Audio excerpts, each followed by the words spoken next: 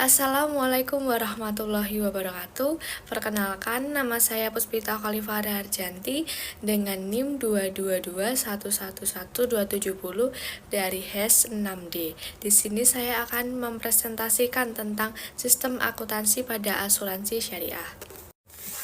Selanjutnya saya akan menjelaskan tentang definisi akuntansi syariah. Akuntansi syariah yaitu suatu tahapan kegiatan mulai dari mencatat transaksi sampai dengan melaporkan informasi keuangan suatu entitas dengan berpedoman Al-Quran. Selanjutnya saya akan menjelaskan tentang landasan syar'i akuntansi. Landasan syar'i akuntansi syariah dalam Al-Quran, Allah berfirman dalam surat Al-Baqarah ayat 282 yang menggambarkan pentingnya keseimbangan dalam transaksi ekonomi. Ayat ini dapat dianalogikan dengan konsep double entry dalam akuntansi yang mencerminkan prinsip keadilan dan transparansi dalam muamalah. Dengan demikian, ayat tersebut menjadi simbol komoditi ekonomi yang menekankan perlunya keadilan dalam setiap transaksi. Selanjutnya, materi tentang tujuan akuntansi keuangan syariah. Ada 3, yaitu yang pertama menentukan hak dan kewajiban pihak terkait, termasuk hak kewajiban yang berasal dari transaksi yang belum selesai dan atau kegiatan ekonomi lain sesuai dengan prinsip syariah yang berdasarkan pada konsep kejujuran, keadilan, kebajikan, dan kepatuhan terhadap nilai-nilai bisnis Islami. Kemudian yang kedua, menyediakan informasi keuangan yang bermanfaat bagi pemakai laporan untuk mengambil keputusan. Selanjutnya yang ketiga, meningkatkan kepatuhan terhadap prinsip syariah dalam semua transaksi dan kegiatan usaha. Selanjutnya saya akan melanjutkan materi tentang prinsip-prinsip dasar akuntansi syariah. Menurut Dr. Hussein Syahatah, pakar akuntansi Islam dari Mesir, menjelaskan beberapa prinsip-prinsip dasar yang harus menjadi pegangan bagi seorang akuntan, terutama dalam menyusun neraca keuangan. Yang pertama amanah, 2 misdaqiyah, yang ketiga dikoh, yang keempat taukid, kelima adil dan netral, dan 6 tibian.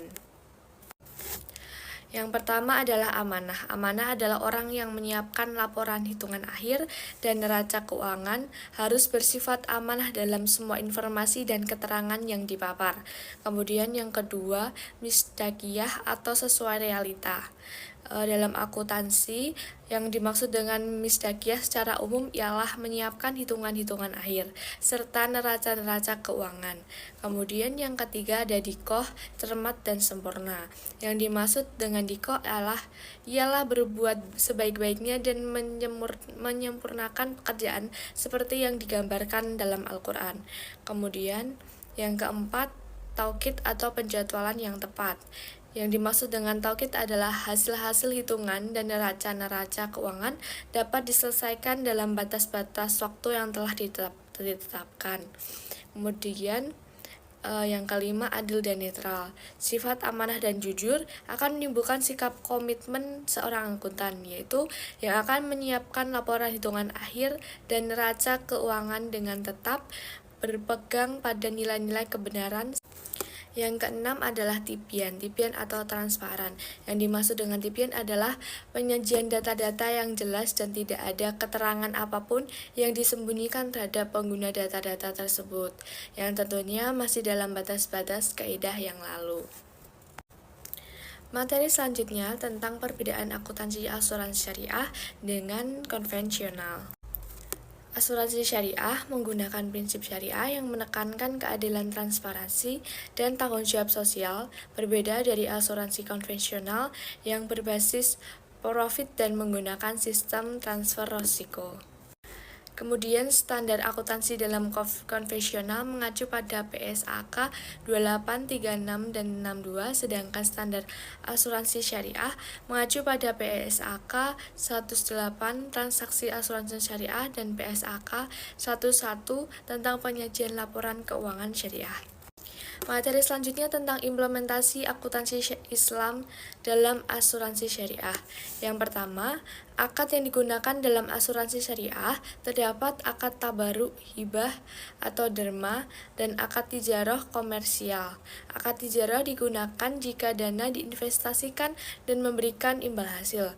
Kemudian yang kedua, perusahaan dana.